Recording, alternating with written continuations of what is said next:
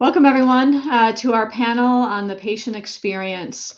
I'm Kristie DeMarco, and I'm the founder and president of Global DARE Foundation, and I'll be the moderator today, as well as a patient sharing my experience. I'm honored to be with both Alan Gunzburg and Mark Liquorish.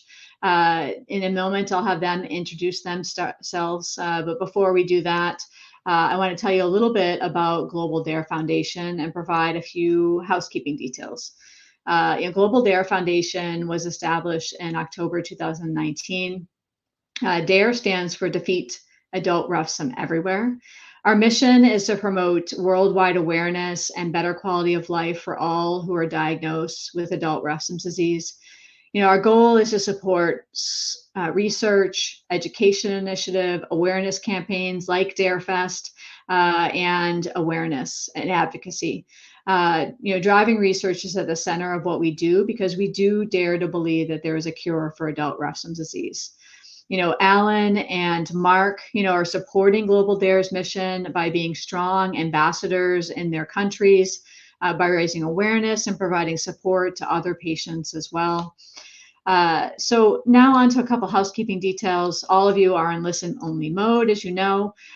This panel is open for questions, so I'll have a couple questions for Mark and Alan and myself, but I will open it up to questions. So you can ask a question by going over to the right-hand side of your screen. You'll see in the Stage tab, there is a Q&A tab, and on that, you click on that Q&A tab, and then you can ask your questions there. We will record today's session, and it'll be available on our YouTube channel and the Global DARE website. So let's get started. So I'm going to start with Alan. The first question that I have is for you to introduce yourself, and describe your Refsum journey, from pre-diagnosis until now. Hi, everybody. My name is Alan. I live in the U.S. in Connecticut. I am 62 years old. I was diagnosed 20 plus years ago with retinitis pigmentosa. I had issues with some night vision and some driving, and I went to see my regular ophthalmologist. I wore glasses. I had actually had cataracts. Of course. Incoming call from an unknown Alexa number. off. I had cataracts. I'd been to my local ophthalmologist. I put me in the chair, and when we were done with the visit, he didn't say anything but sent me on to a specialist. 2 weeks later, I saw a specialist. They said RP. After looking in my eye, a couple weeks later, I saw the head of ophthalmology at NYU Medical in New York City, who again said that I had RP. Never looked at my hands, never looked at my feet, invited my mother to come see him, and he looked at her, and he said I had autosomal recessive retinitis pigmentosa, and that I should think of stopping driving at sunset and making assumptions in dark bars whether people are male or female. And I did nothing until I realized that I could no longer drive anymore. And then I got involved with the Foundation Fighting Blindness to see about what could be done with RP. And I found out from them that without a genetic diagnosis, that there would be really no hope for me to understand where I might go in the future. So that started my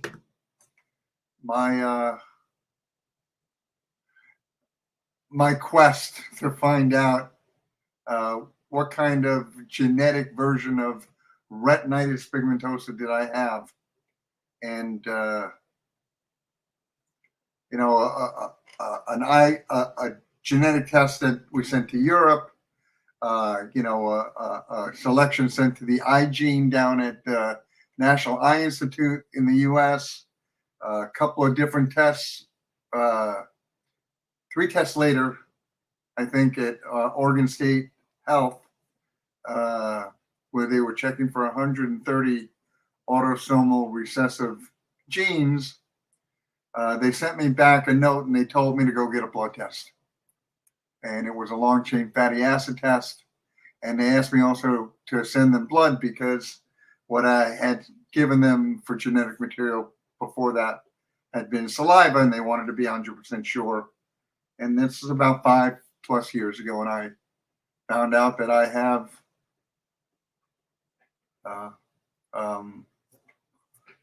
ARD. I have adult Refsum disease. I Googled it. I went to a Foundation Fighting Blindness event where I was put in the rare disease room with choroideremia and some of the other diseases. And they raised hand for this and Bartle's beetle. And then I was standing there and they said, what's your disease? And I said, adult Refsum. And the room went quiet up at the front. And that's when I knew how incredibly rare I had become. And that's my story. I do believe that had my doctors asked me to pull off my shoes and socks or looked at my hands when I got my RP diagnosis, I might still be driving daytime because I am very dedicated to watching what I eat. So that is my story. Mark, why don't you tell us your... Right, thank you, Alan. I'm Mark. I live in the UK, in England. I'm 70 years of age, and I've had Refsums for well over 40 years now. My story starts at the age of 10 when I noticed the stars disappeared out of the sky. I no longer could see them, and I became night blind. I had a school medical when I was 12.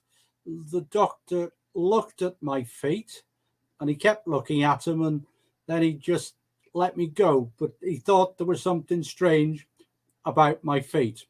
And life continued really until I was 24 years of age, and I started having problems with driving.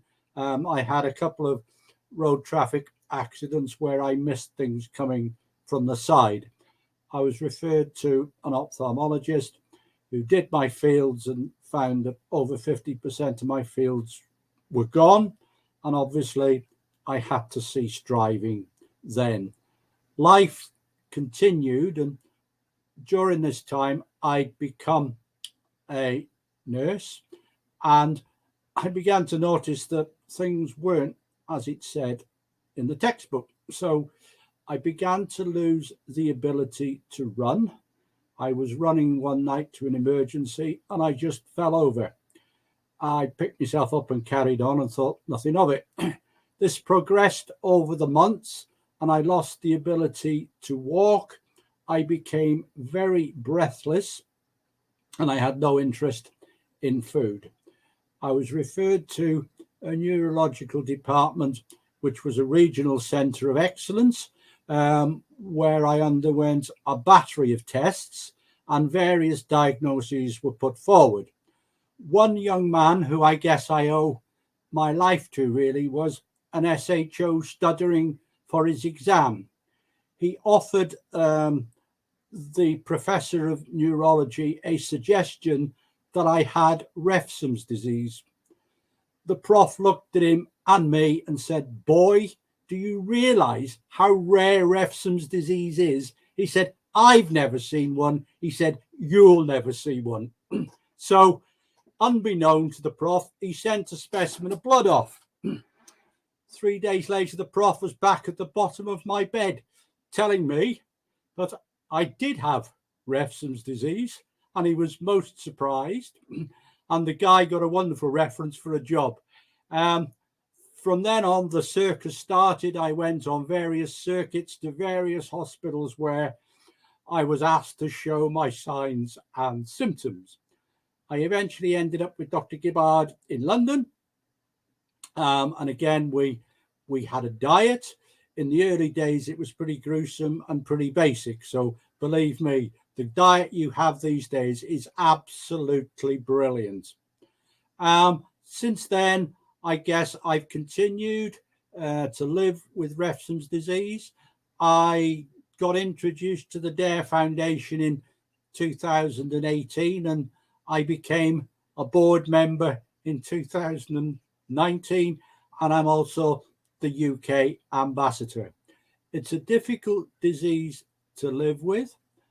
For me, it's probably too late, but I do this now for the young people who get diagnosed, to give them a chance in order they can live a normal and healthy life. And that's my story. Thanks, Mark and Alan. It's interesting, when I hear all of the stories. I've heard quite a few since starting Global Dare, and I'm going to tell a little bit about my story. But my story is a little bit different than all of yours. In general, to most that I speak to in Refsum, is that I didn't have RP growing up or at a younger age. I back in 2017, I had just completed in 2016 an Ironman level triathlon. It was in exceptional health. My vision was fine. I wasn't having any problems with my night vision, my peripheral vision. But what I did in 2017 was I started a low carbohydrate diet because I was having these migraine headaches, and someone had suggested to me that maybe a low carbohydrate diet might help resolve the migraines. And I did try that low carbohydrate diet, but little did I know. I think Alan actually coined this for me: supercharge this rare disease that had been dormant my entire life, because we know that burning fat is not a good thing with Refsum disease. So after I changed my nutrition plan, I had all this increasing, leg pain, neuropathy. It started to prevent me from, as Ironman level triathlete, suddenly I couldn't ride, I couldn't run. I started to lose my peripheral vision. Everything was just coming on all at once. And I proceeded on to see, 15 plus specialists, having countless diagnostic tests. They thought I had MS at one point.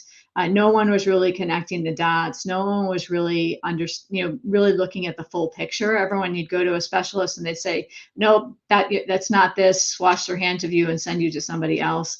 Finally, in 2019, I saw a retinal specialist, and she thought I had an inherited retinal dystrophy, and then she sent me off to Boston, and they confirmed that diagnosis.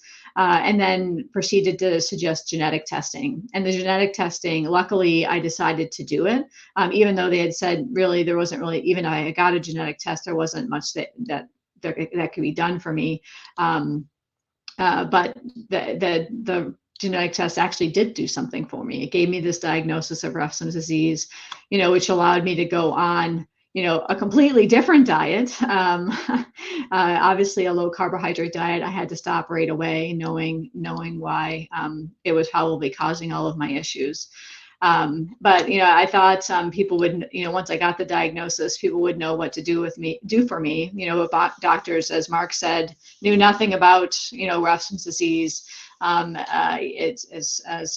As Alan indicated, none of the Foundation Fighting Blindness, other foundations really didn't have a whole lot to offer on how to manage something like Refsum disease. But I was very lucky to connect with a great Facebook group where I actually met Alan. I met others who had been living with the disease for a period of time, and through that. Just that interaction and getting to know individuals and how little was being done about this disease, actually was the instigator of starting Global Dare Foundation so that we could actually drive research and, hope for better therapies and drive better care. So, really thankful to meet up with other patients with this disease, even though it was so rare. I guess we have to thank social media and other avenues for that. So. That's getting us started on our questions for today. So I'd like to move on to a few other questions for Alan and Mark. So what do you find is the most frustrating thing, about having Refsum disease? Mark, do you want to start?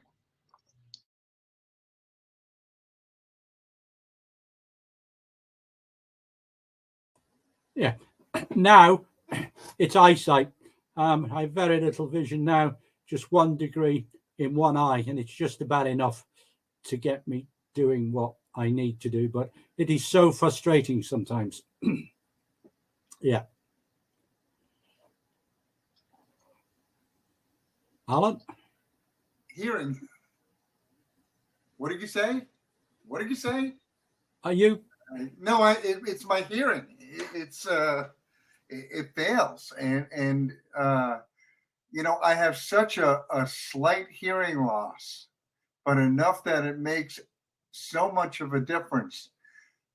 But when I put my hearing aids on, I hear too much. I mean, I'm right in that very strange spot. So that's really the biggest,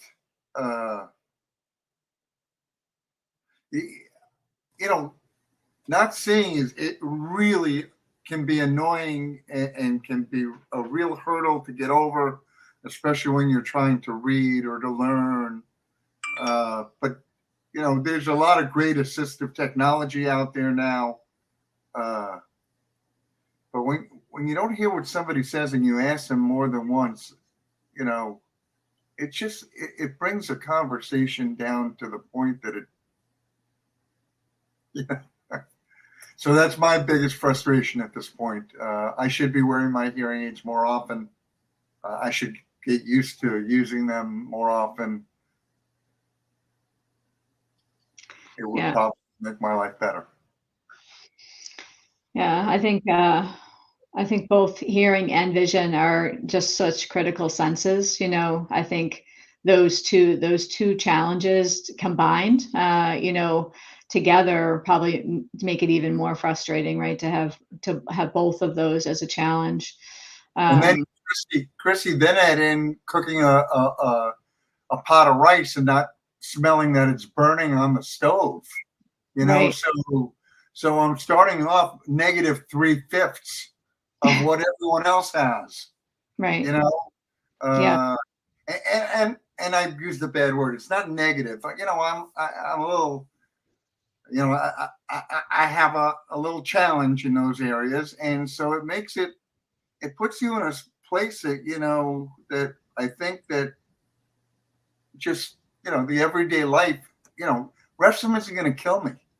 It's I can thrive through Refsum, but it takes a lot of work. When your joints hurt, when you're walking, sometimes. The last time you bumped your head into the side of the cabinet, the asking my wife, what did she say while we're eating? You put it all together and there are some days when it can be overwhelming. Yeah, absolutely. Absolutely. I can relate to that completely, Alan. You begin to wonder why some days, but you just persevere and get on with it. Exactly. Yeah. Just have to push through sometimes. Yeah. Yeah. I think too, it's a gradual loss too, right? So it's like you get to the point where you've gotten accustomed to some level of loss, and then another set of loss comes in, and then another set of loss. So like you're continuing to have to deal with those changes over time too. I would imagine for both of you, I'm just starting to experience it, but I'm sure for you, obviously losing the ability to drive, that probably was really hard, right? somewhat of a loss of independence, especially depending upon where you live and what ability to get to public transportation and all of those things. But you know what? I had this conversation just the other day in the accessible transportation bus with the driver, and I said to him, you know, I can't just jump out of my house anymore, get in the car and run down to the corner and get a newspaper and a container of milk, right? And he said, wow, what a loss of freedom. And I said, no, I just have to think of it as an inconvenience at this point. You know, I'm just as free as I was prior. I just may not be able to do everything the same way I once did. And that works best for me. You know, I hate to think of, even though we do all the time, think of loss. I mean, and it can be overwhelming. You know, you may need somebody like a professional to talk to, maybe somebody who really understands about loss, because this is, you know, and then you get into the point, like Mark said, I mean, how do you grieve over a vision that you've lost when you still have some left? You know, and there has to be a grieving period because there's loss involved. So I don't know. It just puts, for the way Refsum has presented itself to me, and the most interesting part about meeting every single person that I've met here virtually who has Refsum disease, it has hit us all very differently. It has no two person has exactly the same current symptoms, or you know, some people it's really bad on their hearing and on their mobility. Other people have great mobility and have been, you know, can get their phthalate levels down below 300. I've been struggling in the 500 range. You know, it's not the same. And for me, I see enough to read and to use my computer without special products, you know, and with a pair of hearing aids and a guide dog, you know, I'm ready to get on the train and get on the subway and go into New York City. So, you know, I don't know. Well, we go through different stages, right? I'm sure, Alan, when you had to give up that driver's license, you probably weren't as accepting as you probably are now. You know, Yeah. like we go through all different stages, right? I had small kids too when I gave up the license, which made the keys, which made it so much easier because you couldn't imagine. It's the small kids that scare you the most when you can't see driving. It's somebody who's right around the bumper level, right? And you go to yourself, oh my God, if that happened, I'll never be able to sleep again. Never. And so it made it actually very easy for me, as funny as it sounds.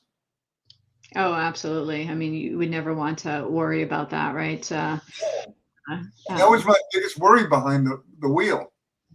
Yeah.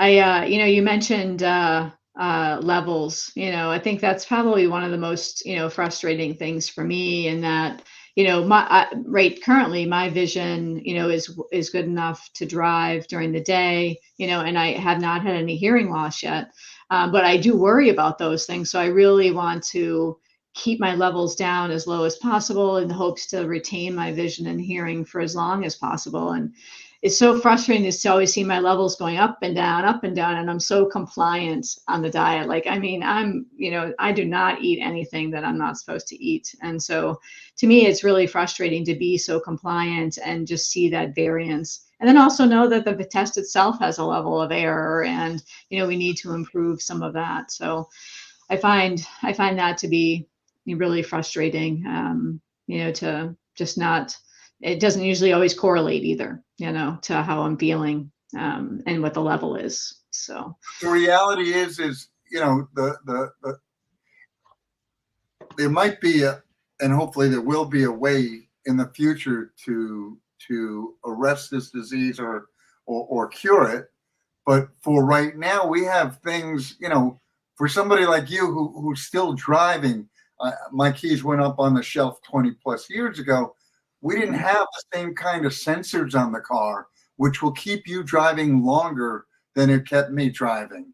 We didn't have the technology available inside of the vehicle that's going to help us out with stopping the vehicle for us and doing other things that I was trying to do with mirrors, an extra long rear view mirror, bubbles on the side mirrors that would help out. Now you have technology that helps it out, that makes it that will probably extend your ability to drive longer than it was for me. And that's where I have to think about how can we make a better phthalic acid test, that isn't plus or minus 10%. How can we be more sure about where we are? Is there a way that we could use our iPhones to check our phthalic acid level, like people do with who have, yeah, it's got to happen, and those things will make our life better as we move towards, whether it be a genetic liver fix or something like that we are only thinking about now, or even being able to enhance the other pathway that we have that can, so instead of eating 4 ounces of pork, we can eat a whole pork chop. It's the willingness to improve the technology. The downside of it, Alan, that there's at the present moment approximately only 7,000 of us in the world. So it makes us a bit unique, and people don't want to throw any money at it. We just have to make a bit more noise. I think that, and we have to gather people with similar issues and be able to lock arms and tell the community that does this kind of development that if you figure out a way to do it, maybe we can modify it and more people can take advantage of it. Yep. Yeah. Absolutely. I mean, there's strength in numbers, right? So, if we can band together, patients, we were just chatting on the clinical panel earlier, even just being able to collect natural history studies, being able to understand the different patient progression, the more we'll understand about the disease, the more that we can do. And the same goes for improving technology and things like that, right? The more we can work together on those types of things, it'll make a difference. So, and we're definitely gaining some interest and momentum, since we started Global Dare. So it's kind of exciting, but I think there's a long road ahead for us to be able to enable some of those things too. Well, the interesting thing was, Kristie, that the question earlier in the questions and answer session about being able to measure phthalic acid in urine. Now that is a way forward. It needs to apply it, because if you know how much you're excreting approximately, then that helps with your intake, because we know how much theoretically we can excrete, but obviously if we're not, then you need to cut back a bit. But that would be a tremendous leap forward. Okay. Any thoughts? I know both of you talked earlier in your stories about having to stop work associated with Refsum. Could you talk a little bit about that and some of the challenges you might have incurred from that? Maybe Alan, first. You want to go? I had to change my job from being a clinical nurse to having a desk job and being a manager. The other thing was I was lucky that I got reduced working, so I could work 1 day a week from home, or if I was quite poorly, then I could have 2 or 3 days, and nobody worried as long as the work was being done. And I think it's important that if you are working, that you have a sensitive HR department that is able to assist you to continue working for as long as possible. If I could jump in right here, I spend a lot of time talking about work. I'm on the Governor's Workforce Council here in Connecticut, and have been very involved in work in general since I was on the state rehab council for the blind, which has to do with rehabilitative work. The big issue that has been solved was solved by the pandemic. Yeah. If we had Zoom 20 years ago, I'd still be working for a living, you know? So a lot of the issues that once held people back from working in a remote fashion have dissipated completely. Yeah. We still would like to get to the office, and I think many bosses, like we've read about, like Elon Musk, wants everybody back at work. But we do have the ability now easily to do our jobs in a remote fashion, which we didn't have 20 years ago. That's number one. Number two, to explain to employers, you know, how difficult it is, even when somebody hits an issue with being able to be at work every day, that if they don't want to stop working, how expensive it is to replace them, and how expensive it is to really deal with the brain drain that would happen for somebody like, you know, I went from an everyday work person to short-term disability to a long-term disability to extra long-term disability. It took 2.5 years until I was separated from my company. And during those 2.5 years, I was kind of in limbo, you know, because I wasn't really on the day-to-day working, but I was still, you know, even at the end, getting paid 60% of my salary. It just, you know, I think that the idea of giving up your job, although it worked for me when I did it, and it was a positive experience for our family because my kids were very small at the time, and I stayed at home and took care of them. It doesn't have to be that way, and I think that that people should be thinking about, you know, the technology, not just the ability to sit on a platform like this with people around the world listening, but the technology of screen readers, the technology of voice to text, of text to voice. There's so much more broadly available that the idea of work stoppage to me just seems not to, unless you really want to not work. Yeah. It's about inclusion today. Yeah. And Alan's right. We now have the technology that we didn't have 20 years ago. And it just makes it a little more comfortable. Not perfect, but it's better than sitting there not being able to read and not being able to interact with the outside world. So I think we've been very lucky, and the pandemic has taught us that life is possible and you can now communicate with anyone in any country at any time. So yeah, that's probably the only benefit of the pandemic. A few silver linings of COVID.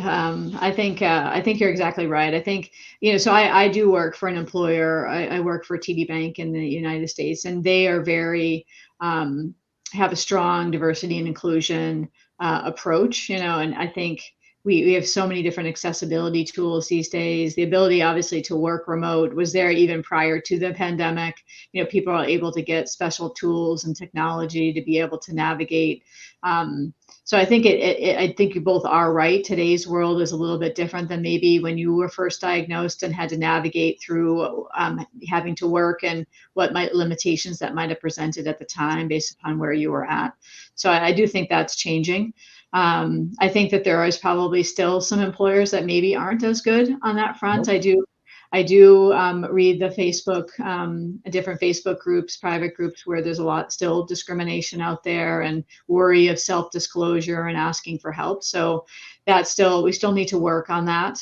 But I think it is definitely when you have a good employer, I think it's definitely feasible to continue to work with the challenges that are presented by Ruffs disease.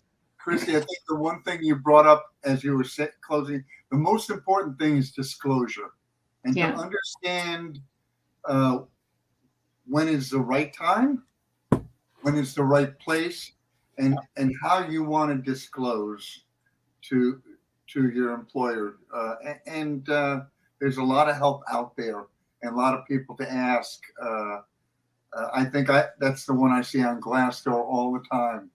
It is people's concern about disclosure. So I would just recommend you be careful and understand where you are when you do it and who you're doing it with, just because, the state agency, when I worked with them as a volunteer, we always said that it's easier to save somebody's job as they become less inclined to do it with technology than it is for the employer to go out and replace the individual. So, with the right people there supporting you, whether it's the state agency for the blind or whatever you might have, hopefully you can get what you need to stay at work. Yeah, absolutely. Well, just to switch gears a little bit, what would you like healthcare practitioners to know about living with Refsum disease? In particular, what would you like them to be aware of? The daily challenges that we have. It's good to have a diagnosis, and it sits there in the textbooks, but that's as far as it goes. Clinicians need to understand the experts in Refsums are good. It's the times when you get sick and you need another consult that it gets difficult, because they don't often wish to listen because they're so focused on the problem that they don't actually realize if you get that bit wrong, the whole lot is going to end up in a complete mess. And the outcome is you might possibly lose your life. So it's about people's understanding. It's about the centers spreading the message across so that more and more people get involved in Refsum disease. It's about encouraging people to make the diagnosis, to join the dots, because you get sent to a raft of specialties, but unfortunately nobody ever thinks to join the dots together. And once you do that, you suddenly realize you've got a syndrome here and it's a bit rare and we need to pay attention. If we're going to have a diet, which is the main cause, which is the main treatment, we need good access to clinical blood tests, which can be done quickly with a result from anywhere within either America or the UK or your domicile country, because often these tests take months. If you're acutely ill, it's no good to you. So we must push for better testing across the globe. I would also recommend that anybody who hasn't seen the video that Kristie posted at some point, you started off, I got a disease, but that's all they gave me. They didn't give me a treatment. They didn't give me a regimen. They didn't give me this. They didn't give me that. They didn't give me this. I think that's the sad part of the whole thing. I don't want to be disparaging in every way, but there was a lot of, well, we don't know that in the diet discussion. Well, we don't know that. Well, guess what? Yeah, I know. We don't know a lot. And I think that's the part that, that I want my doctor to know is that, hey, guess what? I probably know a little bit more than you do about me, and about how to take care of me. And I still don't know how to do your job, but there's a whole lot no matter, even if you're the top Refsum person in the world, you're not going to know. And that's, I think that's the saddest part of my diagnosis. You know, it's not the hearing loss. It's not the vision loss. It's not the sense of smell. It's not eating chicken every freaking day for the rest of my life. Right? It's none of that. The sadness is we don't know. Yeah. You know, and again, I need to get back to the thing I said before. I'm not going to die from Refsum disease. It may contribute at some point, but it's not going to kill me. Right? So I don't have I have a peroxisomal disease, but one of the ones that your diagnosis, long-term diagnosis, isn't death, like some of the other ones. Yeah. You know, your long-term diagnosis is you're going to die. We don't have that, but there's a whole lot of we don't know. Well, there's a whole lot between, you know, a diagnosis of all of those things that you mentioned, hearing loss, vision loss, loss of smell, and then death, right? So, you know, obviously being able to improve our quality of life, if there's more information that we can gather that can actually stop hearing loss, can stop vision loss, can or even improve upon those things, right? Like, you know, research and technology and, you know, being able to early diagnosis. Yeah. Because the earlier, like I said, maybe I wouldn't be wearing hearing aids and asking my wife what's going on if I had started eating chicken every day at 35. Yeah. Right? Yeah. Or the way Mark did, eating mashed potatoes every day. Yeah. But the quality of life of Refsum's patients has improved because in the early days, in the 40s, they died very young because A, there wasn't the diet and the treatments, and B, by the time they got diagnosed, it was almost too late. So we have made some progress that we're seeing patients with Refsums that are 70 and beyond. So there has been an improvement. But like Alan says, it's bloody hard work. And you're right, living on chicken every bloody day is not the greatest thing in the world when you've got so much you could eat. Yeah. Yeah. But, you know, and again, let's bring it back to where we're not where we are, but where we're going. Yeah. So today, you know, doing multiple panels of genetic testing is a regularity. Right. You know, especially when you're dealing with very young people. Yeah. So it is my thought that at some point we'll be able to find, you know, Refsum in the like at the clinic that I used to go to in boys 8 and 12 years old. And hopefully, you know, they'll get used to eating chicken every day. Yeah.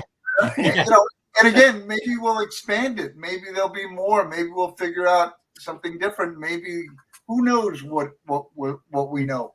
But I think the earlier that we find out that we have the PYHY gene, the earlier that we need to modify our behavior, because with modified behavior, I you know, my hearing test hasn't really changed in 4 years. It looks exactly the same. You lay my Goldman one on top of the other up until the pandemic, they look exactly the same. Yeah. Why? Because I'm eating chicken every day.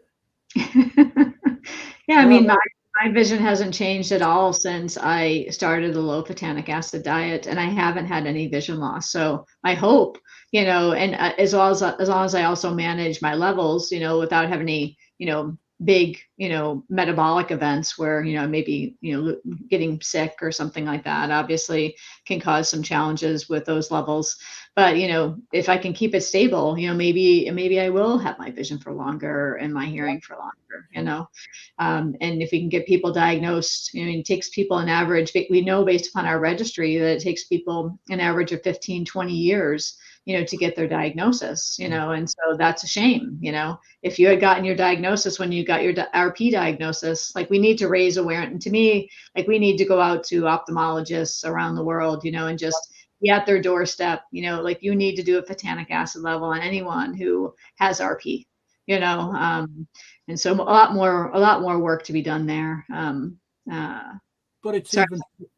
even simpler than that, Kristie. Ask them to take their shoes and socks off. Right. Not Right. science.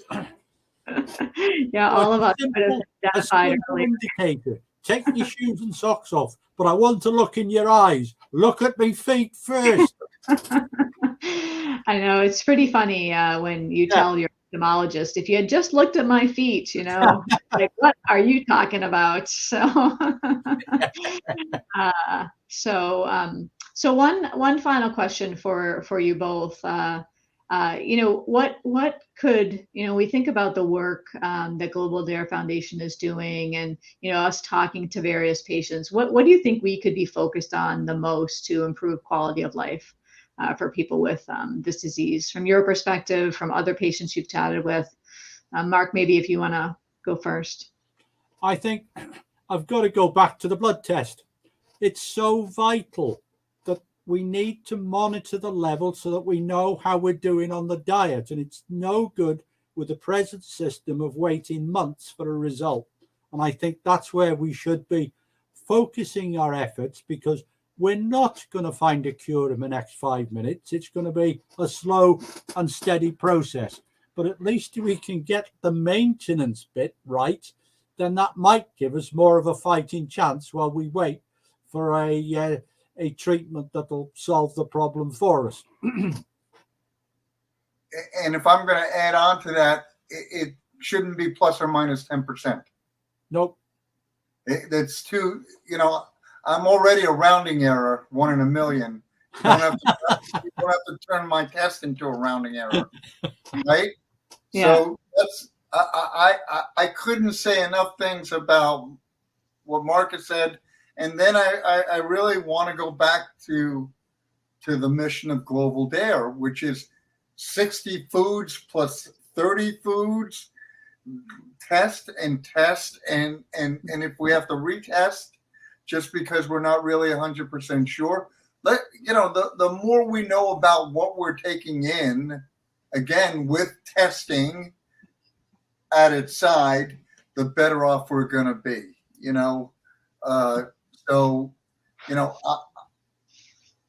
I had almond butter for lunch. It was spectacular. Yeah. I'm eating cashew butter. I know, today after today's discussion, I'm going to have to figure out what I'm going to do with pork. But I feel like I'm more empowered now with choice, and that I can remove the monotony of chicken. I can think about, when we do go out to eat, Italian food is never going to be my sweet spot anymore, and Lord knows, being a New Yorker, I miss pizza more than ever. Yeah. Pizza by the slice, just my favorite food of all, because it's hand food. You get it on the go. You can get only one. Anyway, but that's, having more choice, and being able to make really good choice, because we have the science to do that, and then being able to test. We can keep our levels to a point where maybe my hearing doesn't change for another 8 years, and my Goldmans don't change for another 5 years or 8 years or 10 years. And that's what I want to do. I want to continue to see the way I see it. I want to continue to hear where I hear. I would like it to be better, but that's not a reality. Yeah. No, I mean, you guys bring up two very good things that impact us on a regular day in, day out basis, right? It's front and center with us, right? We eat every single day, multiple times a day. Having, really good information on what to eat is just so critical. And then being able to manage the disease by understanding the only thing we can do is manage our levels. So having a really easy available test as well as an accurate test are two those two things are absolutely so critical as we work toward our longer term goal of having better therapies. Those two things that you talked about are just so critical, quick wins in my mind, of being able to maybe having a better photonic acid test isn't a quick win, but we should be, making it more available, shouldn't be all that tough. The current test should not be all that tough. So I think putting those things at a higher priority are definitely make a lot of sense. So I am excited about areas of research that we're looking to pursue as well. We did just submit, a grant to the Chan Zuckerberg Initiative, and which would really make a big difference in raising our awareness of certain areas on Refsum disease. But these areas that impact us day in and day out, are just so critical. So I want to thank you both for participating. Did you have any closing remarks that you'd like to mention to the audience before we close out? I would like to thank them all that were out there listening to us about our stories and our experiences, and I hope it helps them. All right. Well, thank you, Alan and Mark, for your time and your willingness to share your stories. I know, being out there in the public and sharing your stories isn't always an easy thing, and I really appreciate your willingness to do that and share your experiences of living with Refsum disease. So that ends today's panel, and I hope everyone tunes in tomorrow for our panel on Refsum research, and I hope you all enjoy all the pre-recorded content that's out there on the DareFest platform. So have a good evening. Thank you.